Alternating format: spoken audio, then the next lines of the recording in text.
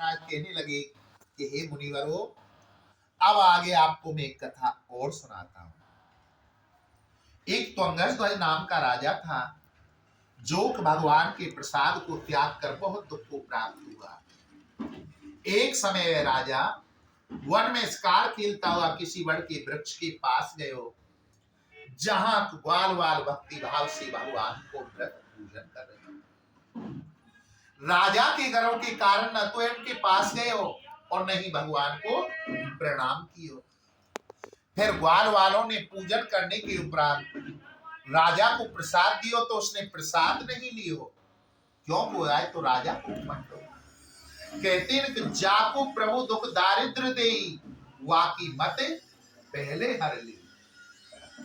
आज राजा की मति को अर्थात राजा की बुद्धि को हर लियो और राजा सोचने लगे, कहा ये ग्वालवाल और कहा मैं राजा, मैं इनको प्रसाद कैसे ग्रहण कर सकूं। यह प्रकार अपने मन में भाव लाकर की भगवान के प्रसाद को त्याग दियो, ठुकरा दियो। अब तो भगवान क्रोधित हो गए और वहां के पुत्र आदि राज सर्वनाश कर दियो। तब राजा अपने नगर में पहुंचे और वहां यह बात को पतो चलो तो बहुत दुखी हुआ। अपने गुरु ब्राह्मणों को बुलायो, उनसे पूछो तो उन्होंने बतलाया, अरे मूर्ख राजा, तूने भगवान के प्रसाद को अपमान अनादर कियो है। तेरो अपराध कोई क्षमा ना कर सके। तेरो अपराध तो तभी क्षमा है सके जब तू ग्वाल वालों के साथ में भगवान को व्रत पूजन करे, प्रसाद ग्रहण करे, तो तेरा अपराध क्षमा होए, अन्यथा नहीं।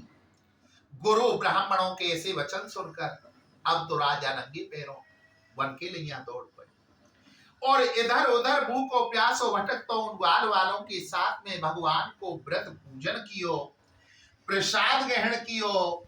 या के प्रभाव से वे राजा दोबारा से धनवान पुत्रवान को और यह संसार में सुख भोग कर अंत समय भगवान के परम वैकुंठ को प्राप्त हो।